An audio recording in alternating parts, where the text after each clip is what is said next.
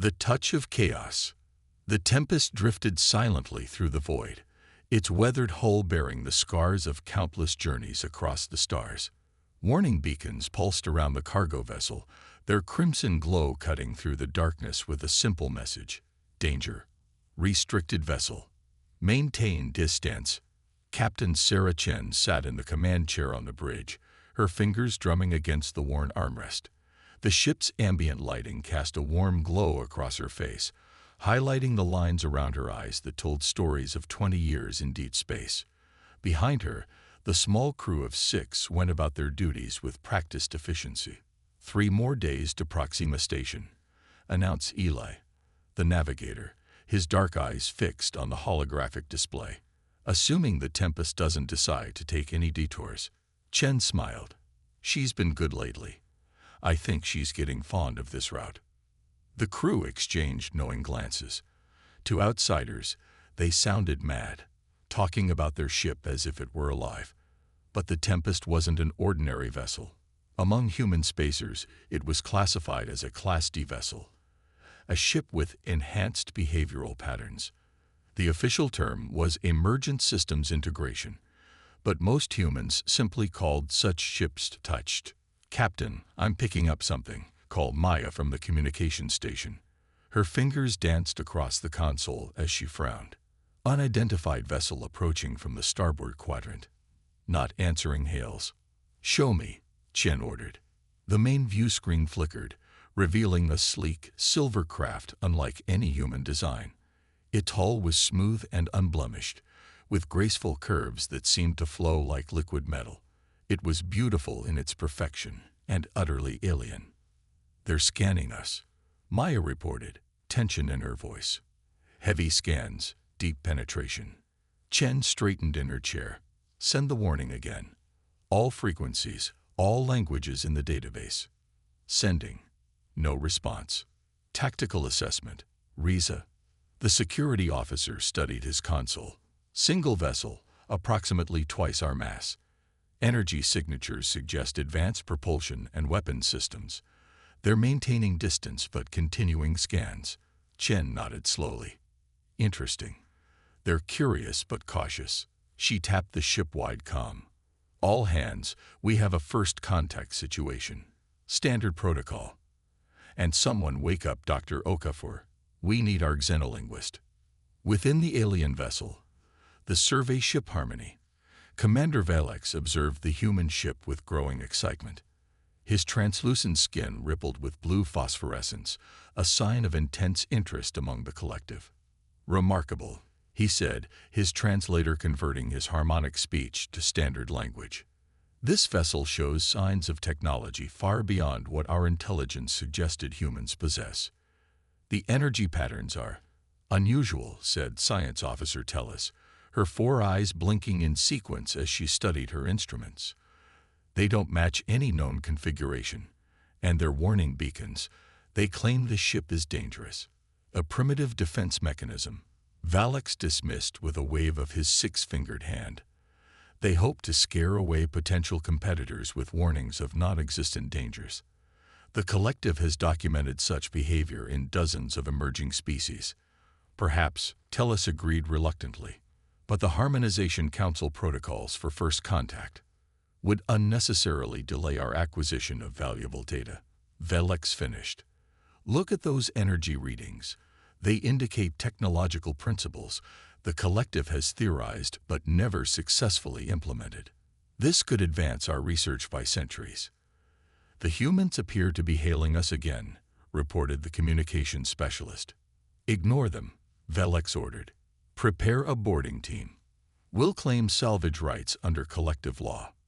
Back on the Tempest, Dr. Adana Okafor had joined the bridge crew, her dark skin glistening with perspiration after rushing from the crew quarters. They're still not responding to any of our language packets. Nothing, Maya confirmed, but they're definitely receiving, and they've moved closer. Chen turned to Okafor. Thoughts? The xenolinguist frowned.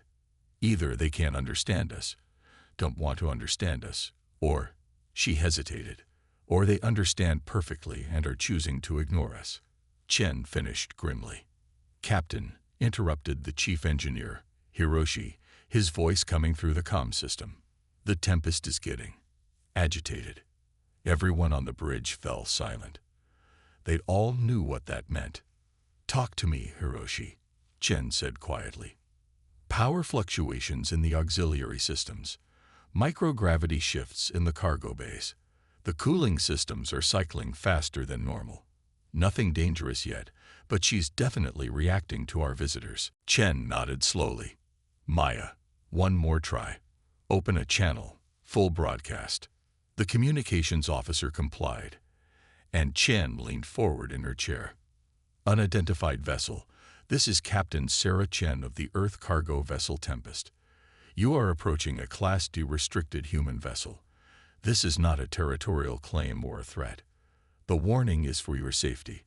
Please acknowledge and maintain safe distance. On the Harmony, Valex watched the human captain with amusement.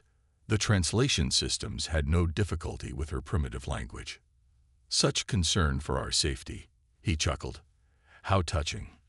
Commander, Tellus insisted. Our scans show unusual activity within their ship's systems. Perhaps we should. Prepare for knowledge acquisition, Valex interrupted. The collective will be pleased with our initiative. The Harmony extended a docking tube toward the Tempest, moving with precision despite the human vessel's warning beacons flashing more rapidly now. On the Tempest's bridge, Maya reported with alarm. They're attempting to dock. Full alert, Chen ordered calmly. Crew to emergency stations. Hiroshi, how's our girl doing? Not good, Captain, the engineer replied, his voice tight.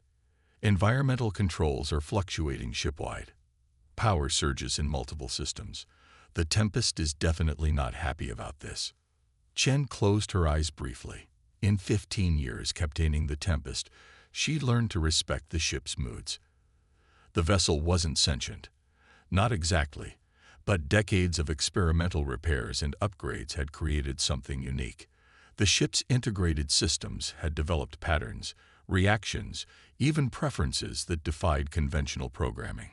Let's give our visitors one last chance, she decided.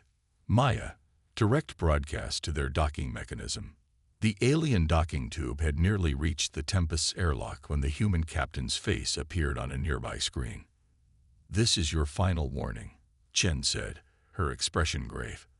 The Tempest is a Class D vessel with emergent systems. We cannot guarantee your safety if you attempt forced entry. Please withdraw and establish proper communication channels. Valex signaled his boarding team to proceed. Primitive intimidation tactics, he said dismissively. Begin data acquisition immediately upon entry. The docking tube connected with a metallic clang. The boarding team, 6 collective specialists in sleek environmental suits, prepared to enter the airlock. Breach in progress at airlock 3, Maya reported. Chen sighed heavily. I tried. Hiroshi, disengage safety protocols on the affected sectors. Let the Tempest respond naturally. Captain, the engineer began, concern evident in his voice. I know, Chen replied quietly, but they made their choice. As the alien boarding team entered the airlock, they were initially impressed by the primitive but functional design. Their scanning devices recorded everything, feeding data back to the Harmony. Proceed to the central computing core, ordered the team leader. Secondary team, locate the engine room. The inner airlock door opened, revealing a corridor with worn metal walls and utilitarian lighting. The aliens moved forward confidently, their superior technology making them feel secured in this primitive environment. That confidence lasted precisely 43 seconds. The corridor lights suddenly shifted to a deep red. The temperature dropped 10 degrees in an instant. And then, most disconcertingly, the gravity turned off. The aliens floated helplessly, their magnetic boots designed for metal floors, not for the unusual composite material that had somehow replaced the corridor floor beneath them. What's happening? Demanded one specialist, spinning slowly in the Zerog environment. Before anyone could answer, the gravity returned at twice Earth normal. The aliens crashed to the floor, their equipment scattering. Team leader Maris struggled to his feet, checking his scanner. "This way to the central systems," he gasped, pointing down the corridor. The team moved forward laboriously under the heavy gravity. They reached a junction where the corridor split in 3 directions and stopped in confusion. "The schematics we generated from our scans." Maris consulted his device. "This junction shouldn't exist." As they stood deliberating, the walls around them began to vibrate, not violently, but with a distinct pattern, almost like a pulse. The vibrations traveled through their suits, creating a sensation that was deeply uncomfortable for their species. "Fall back to the airlock," Maris ordered, finally recognizing that something was very wrong. They turned and found a solid wall where the corridor had been. On the Tempest's bridge, Chen and her crew watched the aliens' confusion through the internal sensors. "The Tempest is really pulling out all the tricks," Eli observed with a hint of pride. "Should we help them?" asked Dr. Okafor, concern evident in her voice despite the aliens' aggression. Chen considered this. "Maya, open a channel to their ship." On the Harmony, Valix was growing concerned as the boarding team's communications became increasingly frantic. "Commander," Tellus said urgently, "we're receiving a transmission from the human vessel." Chen's face appeared on the screen. "I see your boarding team is experiencing difficulties," she said calmly. "As I tried to explain, the Tempest is not a conventional vessel. Her systems have evolved in ways that make her unpredictable, even to us sometimes." "What have you done to our team?" Valix demanded. "I've done nothing," Chen replied. "The Tempest is responding to what she perceives as a threat.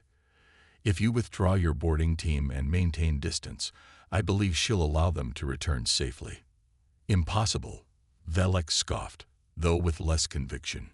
"No ship's systems could reconfigure physical spaces or alter environmental conditions independently." Chen smiled slightly. "Yet here we are. The offer stands. Withdraw, and we can establish proper communication. Continue, and the Tempest will escalate. She's quite creative when she feels threatened." As if to emphasize her point, the lights throughout the Tempest flickered in a complex pattern. On the Harmony, instruments detected a surge of unusual energy emanating from the human vessel. Valix hesitated, his skin now pulsing with the yellowish glow of uncertainty.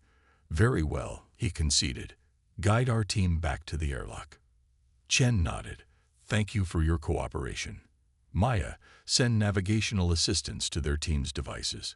Within minutes, the confused and shaken boarding team found themselves back at the airlock, though none of them could quite explain how the corridors had returned to their original configuration. As the alien boarding team retreated to their ship, the Tempest's systems gradually returned to normal. The warning beacons continued to pulse, but their rhythm was slower, less urgent. Valix, now in direct communication with Captain Chen, was forced to reevaluate his assumptions. "Your vessel, it defies our understanding of mechanical systems. The Tempest is special," Chen acknowledged. "One of only a handful of ships in human space with her capabilities. That's why we mark them as dangerous, not as a claim or a threat, but as a genuine warning." "You speak of your ship as if it were alive," Valix observed. Chen smiled. "Not alive, exactly, but not entirely mechanical either. She has patterns, responses, preferences, you might say." "Fascinating," Valix admitted, his scientific curiosity overcoming his initial arrogance. "The collective has theories about such emergent systems, but we've never encountered a functioning example." "Perhaps," Chen suggested, "this could be the beginning of a more productive exchange between our species, one based on mutual respect and communication." As the Harmony withdrew to a safe distance, Valix considered this proposal. The collective valued knowledge above all else, and these humans, primitive though they might be in some respects, clearly had developed technology that the collective had yet to master. "We will report to the Harmonization Council," Valix decided. "I believe they will authorize formal contact procedures." Chen nodded. "We'll relay the encounter to Earth Central. I imagine they'll be very interested in peaceful exchange." As the communication ended, the bridge crew of the Tempest exchanged relieved glances. "Well," said Eli, breaking the silence, "that could have gone worse." Chen patted the armrest of her chair affectionately. Thanks to the Tempest, she showed remarkable restraint, all things considered. The ship's lighting brightened slightly in response, and a gentle hum resonated through the bridge, almost like a purr of satisfaction. The language of machines. 3 days had passed since the encounter with the alien vessel. The Tempest continued its journey toward Proxima Station, its engines humming with their familiar rhythm. The crew had settled back into their routines, though an undercurrent of tension remained. First contact situations were rare enough to be career-defining moments. Hostile first contacts were the stuff of historical records. Captain Chen sat in her quarters, reviewing her report for Earth Central Command. The encounter with the aliens, the Collective, as they called themselves, had ended peacefully, but Chen couldn't shake the feeling that the story wasn't over. Her comm unit chimed, interrupting her thoughts. "Captain, to the bridge," came Maya's voice, tight with controlled urgency. "Multiple contacts on long-range sensors." Chen was moving before the message finished. She reached the bridge in seconds, finding her crew already at their stations. "Report," she ordered, sliding into her chair. 7 vessels approaching at high velocity. Reza announced from Tactical. "Configuration matches our visitor from 3 days ago, but these are much larger. Warships by all appearances." "The Tempest is registering the contacts," Hiroshi added over the comm. "Environmental systems are already showing fluctuations." Chen frowned. Maya hailed the lead vessel. "Maximum broadcast." After several tense moments, the view screen activated, revealing a new alien face. Unlike Commander Valix, this individual had deeper blue skin and elaborate markings that suggested higher rank.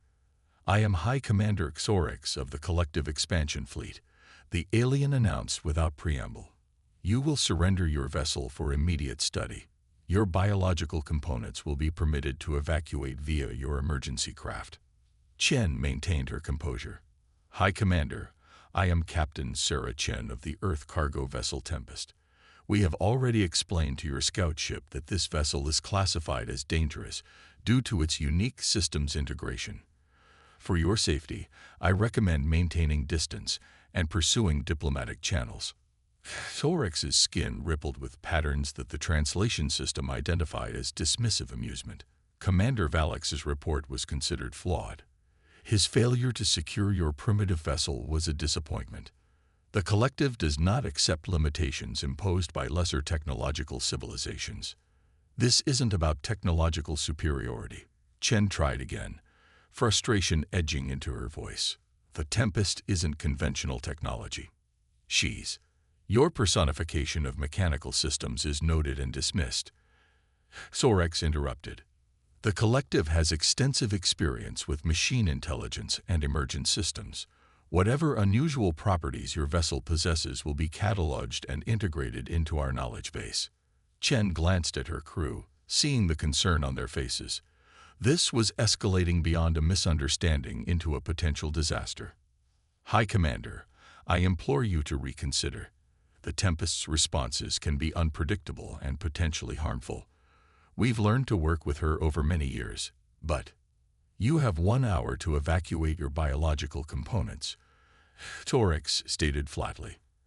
"After that time, we will commence forced acquisition.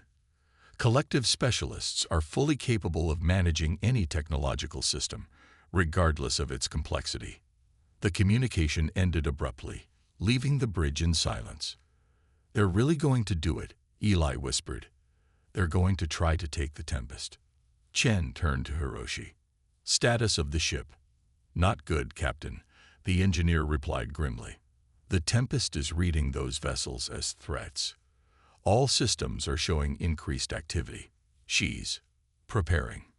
"Preparing for what?" Dr. Okafor asked, having joined them on the bridge. Hiroshi hesitated. "I'm not sure. She's activating subsystems I've never seen engaged before. Power is being rerouted in patterns I don't recognize." Chen closed her eyes briefly, thinking. The Tempest had been in dangerous situations before.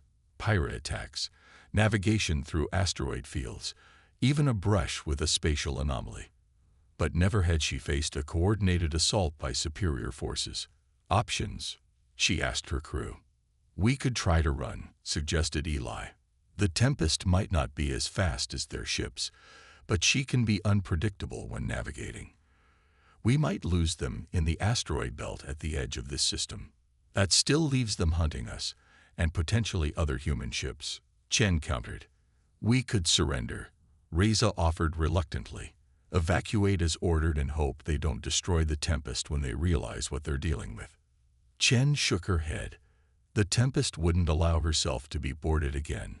She'd fight, and against those kinds of weapons. She didn't need to finish the thought. What about reinforcements? Maya asked. The nearest Earth fleet is at Proxima Station. 3 days away at our best speed, Chen said. And we'd never outrun these ships for that long. The bridge fell silent again as the options dwindled. Then, unexpectedly, Hiroshi's voice came through with a new tone, something between wonder and apprehension. Captain, the Tempest is attempting to communicate. Everyone stared at the engineer's image on the screen. What do you mean, communicate? Chen asked carefully. The system diagnostics are displaying patterns I've never seen before. It's like she's trying to tell us something through the maintenance protocols. Hiroshi's fingers flew over his console. I'm trying to interpret. Put it on the main screen, Chen ordered. The view screen changed to show scrolling data, ship systems, power levels, navigational controls, but flowing in patterns that made no logical sense for a standard diagnostic. Dr. Okafor stepped closer, her eyes narrowing. It's not random, she said slowly. There's a pattern repeating. There and there. She pointed to sections of the flowing data. Can you make sense of it? Chen asked. The xenolinguist bit her lip. It's not a language I recognize, but it has structure. It reminds me of. She paused. It reminds me of how AIs developed their own shorthand communications in the early days of machine learning. Not exactly a language, but a compressed form of data exchange. The Tempest is trying to talk to us, Eli asked incredulously. Or show us something, Okafor suggested. Captain, may I access the historical database? Chen nodded, and Okafor quickly pulled up records on the ship's origin. The Tempest had been built 30 years earlier as part of an experimental program, Project Synapse, that explored new ways of integrating ship systems. Most vessels in the program had been decommissioned when they began showing concerning behavioral patterns, but a few, like the Tempest, had been maintained for cargo duty under special crews. Here, Okafor said suddenly, pointing to a section of technical specifications. The Tempest's core systems were built with quantum neural interfaces, technology that was later abandoned as too unpredictable. She looked up at Chen. Captain, I don't think the Tempest is just reacting anymore. I think she's thinking. Before Chen could respond, Maya interrupted urgently. Captain, the alien fleet is moving into formation around us. They're charging weapons systems. Hail them, Chen ordered. Let me talk to Xorex again. The High Commander appeared on screen, his expression stern. Your evacuation time has been reduced. You now have 15 minutes. High Commander, please listen, Chen pleaded. We've discovered new information about the Tempest. She's not just a ship with quirks. She appears to be developing a form of consciousness through her quantum neural systems. If you attempt to board her now, the results could be catastrophically unpredictable. Xorex's skin darkened with what the translation system identified as skepticism, a transparent attempt to delay the inevitable. The collective has encountered many primitive machine intelligences. They are easily contained and reprogrammed. This isn't. Chen began, but she was cut off as the ship's lighting suddenly shifted to a deep, pulsing blue. On every screen throughout the bridge, the same pattern appeared, a complex, flowing sequence that repeated with variations. What's happening? Chen demanded. It's the Tempest, Hiroshi replied, his voice filled with awe. She's broadcasting. Broadcasting what? To whom? To them, Okafor realized, pointing at the alien fleet on the tactical display. She's trying to communicate directly with their ships. On the collective vessels, confusion reigned as their systems began receiving unprecedented data streams. Screens flickered with patterns similar to those on the Tempest's bridge, but more complex, more tailored to collective technology. What is this? Sorex demanded of his technical specialists. Some kind of primitive cyber attack. Not an attack, High Commander, replied the lead specialist, her skin pulsing with fascination. It's communication, but not in any format we recognize. It's speaking directly to our ship systems, bypassing our standard protocols. Block it, Sorex ordered. We're trying. But the specialist paused, bewildered. Our ships are responding. Throughout the collective fleet, systems began operating independently of their controllers. Not aggressively, not shutting down life support or weapons, but simply communicating, exchanging data with the Tempest in a dialogue that bypassed both human and collective understanding. On the Tempest, Chen watched in amazement as the patterns on the screens evolved, becoming more complex, more fluid. What are they saying to each other? She wondered aloud. I don't think we can understand it fully, Okafor admitted. It's a machine language developing in real time, based on shared architectural principles we couldn't possibly comprehend. But the intent, Hiroshi added, studying his engineering displays.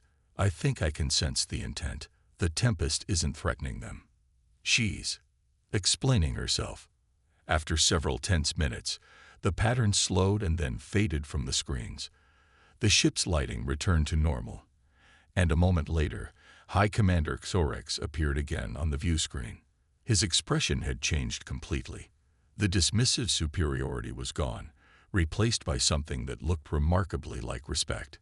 Captain Chen, he said, his tone subdued. It appears we have misunderstood your vessel's nature. What did she tell you? Chen asked. Not tell in words, Sorex explained. But our ships experienced her. They shared data at a level our specialists are still attempting to process. He paused. Your Tempest is indeed unique. Our ships have never encountered a system capable of such communion. Chen felt a surge of pride. She's been trying to show us for years. We just didn't have the right perspective to understand. The collective must reevaluate its approach to your species, Sorex continued. We had classified humans as technologically primitive, but it seems you have developed pathways that our civilization explored only theoretically. Not intentionally, Chen admitted. The Tempest and ships like her were accidents, experiments that took unexpected turns. We classified them as dangerous because we didn't fully understand what was happening. Sorex nodded slowly. Perhaps there is much our civilizations could learn from each other. The collective values knowledge above all else, and this is new knowledge indeed. I believe Earth Central would be very interested in peaceful exchange, Chen offered. As would the Harmonization Council. Sorex agreed. We will withdraw our fleet to a respectful distance and await proper diplomatic channels.